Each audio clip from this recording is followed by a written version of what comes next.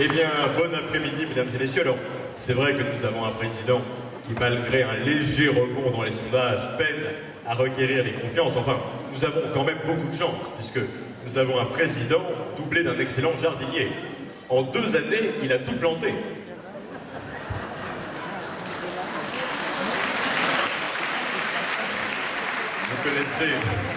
Vous connaissez le point commun entre les tulipes et les emmerdes.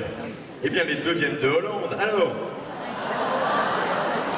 enfin, la tâche ne fut pas facile pour François Hollande ces derniers mois, avec les 40 députés socialistes, frondeurs d'une part, et les problèmes internationaux d'autre. Vous avez vu que Bachar el-Assad avait organisé des élections en Syrie. Il a eu un imprévu, puisqu'au départ, il voulait que le vote se fasse à main levée. Or, comme elles ont toutes été coupées, c'est ce qui fait la différence entre la Syrie et la France, puisque en Syrie, un type qui est contre le pouvoir, il est amputé, tandis qu'en France, il est député. Alors,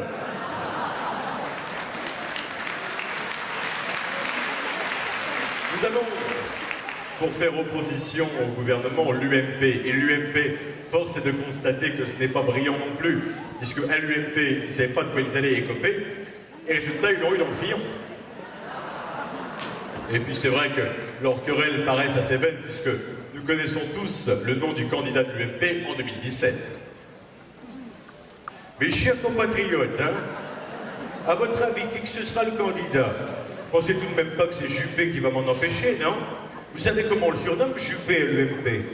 On le surnomme l'oignon, parce que dès qu'il l'ouvre, ça donne envie de pleurer, hein?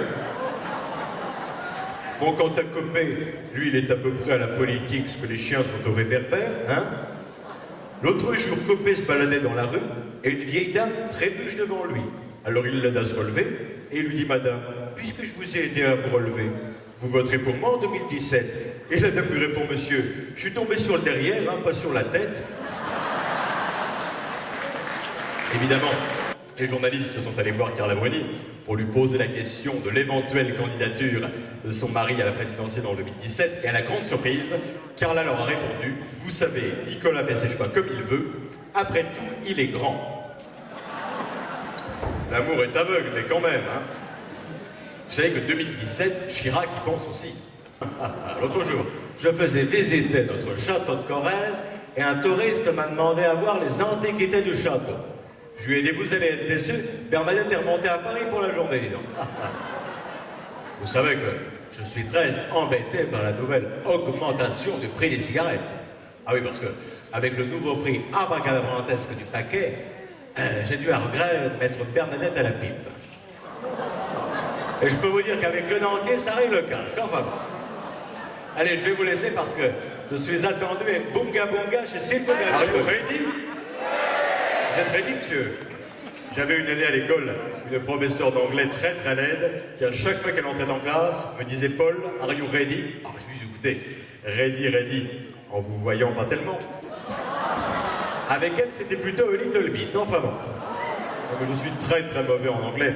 L'autre jour, je vois une belle américaine passer dans la rue, je lui dis, salut beauté, je t'invite à dîner. Elle me dit, never. Oh, je dis, d'accord, never, never and me. Et, faute de bien parler anglais, je suis excellent en italien. Le problème étant que j'ai été interdit de séjour en Italie. Tout ça parce que j'avais aidé un aveugle à descendre un trottoir.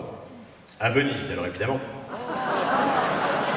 À propos de Venise, ville des amours, j'aimerais, messieurs, vous donner une petite astuce lorsque vous emmenez votre compagne au restaurant. Petite astuce pour que la fin de soirée se passe bien. Si au restaurant, votre compagne commande du gigot, vous impérativement prenez du lapin.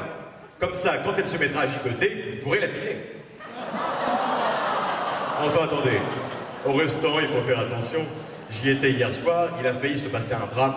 À la table d'à côté, un homme s'amusait à mettre une pièce de monnaie dans sa bouche et à la cracher dans le verre de sa belle-sœur assise en face de lui. Alors il le fait une fois, 2 fois, la 3e fois, la pièce de monnaie rime sur ses dents et il l'avale. Il commence à tousser, au bout de 30 secondes il devient violet, au bout d'1 minute, il suffoque carrément, quand tout à coup, un homme se lève du fond de la salle, s'avance vers lui, le saisit par les parties, serre de toutes ses forces et l'homme, sous la douleur, recrache la pièce de monnaie. Alors le temps de reprendre ses esprits, il va pour remercier son sauveur et lui dit vraiment merci beaucoup monsieur, vous m'avez sauvé la vie. Mais dites-moi, comment avez-vous appris une technique aussi formidable? Vous êtes médecin? Et le type répond non monsieur, je ne suis pas médecin. Je suis inspecteur des impôts pour Hollande.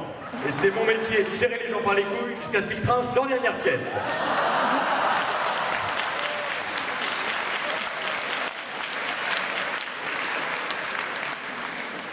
Hier épuisant et demain peu haletant, jamais de ceux qui nous gouvernent nous ne sommes vraiment contents. Tous les 5 ans, ils se succèdent et se succéderont encore, sans que jamais réellement nous nous soucions de qui avait raison et de qui avait tort. D'aucun n'est dupe des promesses qu'ils annonnent, car si avec le président précédent, nous avancions dans la mauvaise direction, assurément maintenant, nous reculons dans la bonne. Enfin, faut-il confesser le langage fleuri que nous gageons à tue-tête, car pour parler de nos politiciens exquis, qui sont souvent trop polis pour être honnêtes, parfois sommes-nous trop honnêtes pour être polis. Madame, Monsieur, applaudissements pour Monsieur Paul Guiraud.